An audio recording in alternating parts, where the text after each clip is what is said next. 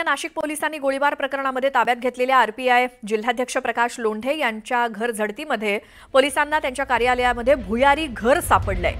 यापूर्वी देखील प्रकाश लोंढे यांच्या एका अनधिकृत कार्यालयावरती पोलिसांनी छापा टाकत ते जमीनदोस्त केलं होतं।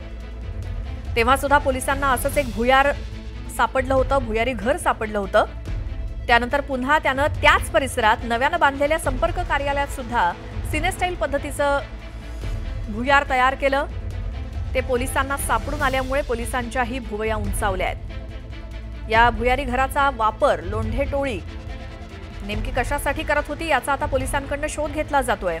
प्रकाश लोंढेसह त्याचा मुलगा दीपक नाना लोंढे, संतोष पवार हे सध्या पोलिसांच्या ताब्यात असून मुख्य सूत्रधार असलेला भूषण लोंढे मात्र अद्याप फरार आहे। हे दृश्य आहेत नाशिकमध्ये। या प्रकाश लोंढेच्या कार्यालयामध्ये एक भुयारी घर सापडलं। या आधी सुद्धा पोलिसांनी अशा प्रकारे छापा मारला होता। पोलिसांनी यावरती कारवाई केलेली होती, मात्र तरी सुद्धा त्यानं याच परिसरामध्ये आपल्या कार्यालयामध्ये पुन्हा एक असं भुयारी घर तयार केलं आणि सिनेस्टाईल पद्धतीनं हे भुयार पोलिसांना सापडलेलं आहे। त्यामुळे पोलिसांच्या पुन्हा एकदा भुवया उंचावल्या आहेत। या भुयारी घराचा वापर लोंढे टोळी नेमकी कशासाठी करत होती याचा आता पोलीस तपास करतायत। तर या संदर्भात प्रकाश लोंढे सोबतच त्याचा मुलगा दीपक नाना लोंढे आणि संतोष पवार हे सध्या पोलिसांच्या ताब्यात आहेत। मुख्य सूत्रधार जो भूषण लोंढे आहे तो मात्र अद्याप फरार आहे।